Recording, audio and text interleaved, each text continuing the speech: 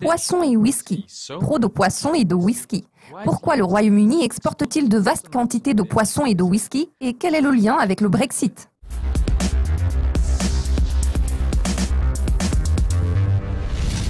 Les exportations britanniques se sont accélérées d'environ 10% au premier trimestre de 2017, grâce notamment à une augmentation des ventes de whisky écossais et de saumon.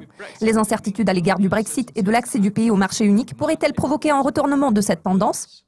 Les ambitions écossaises d'indépendance se sont vues renforcées par le fait que la majorité des électeurs écossais s'étaient prononcés en faveur du maintien de l'Écosse au sein de l'UE.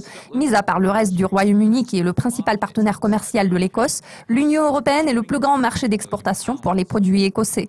Les exportations écossaises ont récemment progressé de 50 millions de livres. Au premier trimestre de 2017, les ventes ont atteint 1,2 milliard de livres sterling, ce qui représente une augmentation de 11%, soit de 124 millions de livres sterling par rapport à la même période il y a un an.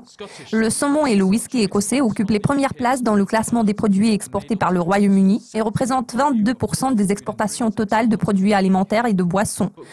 Dans cette optique, la question qui se pose est de savoir si ces deux produits pourraient figurer parmi les arguments dans les négociations sur les modalités de sortie de l'UE. Si tel est le cas, l'Écosse devrait avoir son mot à dire dans les négociations du Brexit. Le secrétaire du gouvernement écossais à l'économie rurale a déclaré « Ces chiffres laissent clairement comprendre que le marché unique de l'UE est crucial tant pour nos fabricants de produits alimentaires et de boissons que pour notre économie dans son ensemble.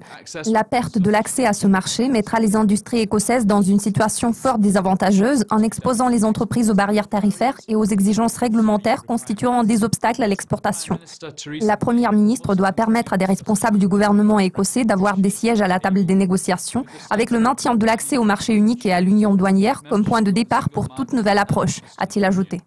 D'autres secteurs ont toutefois enregistré une chute en termes d'exportation. Les exportations de céréales ont diminué de 42,6% pour s'établir à 32,3 millions de livres sterling, tandis que celles d'animaux vivants et de viande ont chuté de 300 000 livres, soit de 2,1% et d'1,5% respectivement. Moi, personnellement, je préfère la fameuse combinaison de poissons et de frites à celle de poissons et de whisky, mais la question est de savoir si l'Europe pourra se passer du whisky écossais.